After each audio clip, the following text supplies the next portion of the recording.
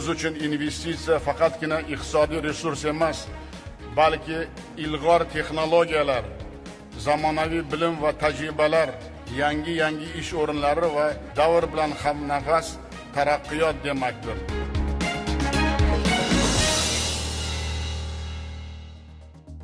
The 5th Tashkent International Investment Forum ended with 166 signed agreements worth $43.1 billion. More than 10,000 participants attended, with foreign delegates from 102 countries. The turnout showed the forum's international reach. Long-term investment, however, depends on whether investors believe reforms will endure. The reform agenda, it needs track record. You can't change things overnight. People need the evidence to see it. But we've now had many years of evidence. A recent test was the dual listing of Uzbekistan's National Investment Fund in London and Tashkent, giving investors access to a fund with stakes in 13 state-owned companies. 5 years from now, we'll be sitting here looking back, and the entire capital market will look completely different, with more foreign institutional investors being active in Uzbekistan.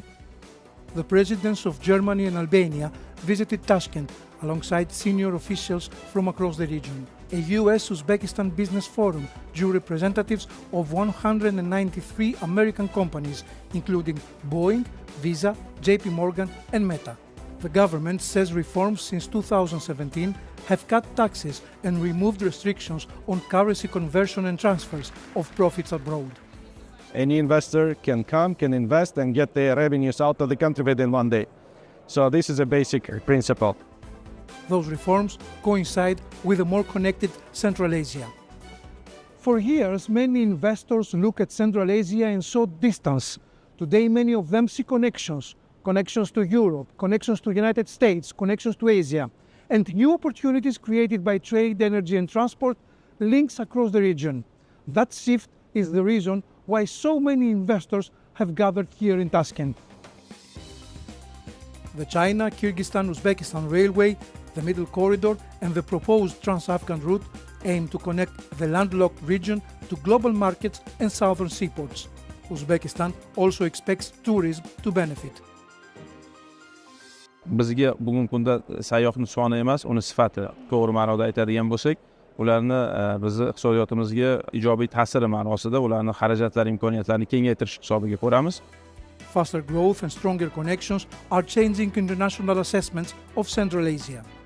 Central Asia is nowadays one of the most impressive regions in terms of economic growth. And I think it's only a question of time then some people will start talking about the Central Asian Tigers.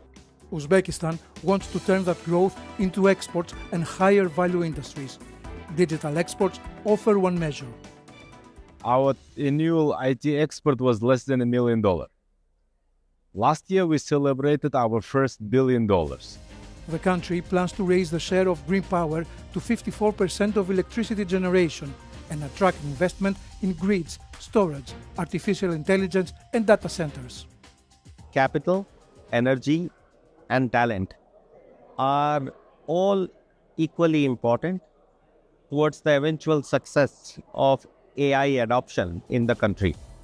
The Uzbek government estimates the value of its mineral resources at $3 trillion. Turning those reserves into wider economic gains requires more than extraction. Having a lot of resources doesn't mean you're necessarily going to benefit. Countries need to translate that resource wealth into long-term benefits. Domestic investment can also signal confidence to foreign investors.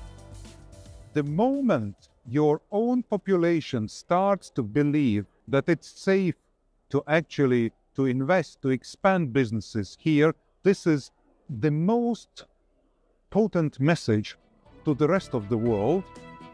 Foreign investors have a formal channel to propose policy changes. The Foreign Investors Council includes 85 companies from 19 countries. The government says 120 recommendations will create a reform roadmap with progress reported directly to the president.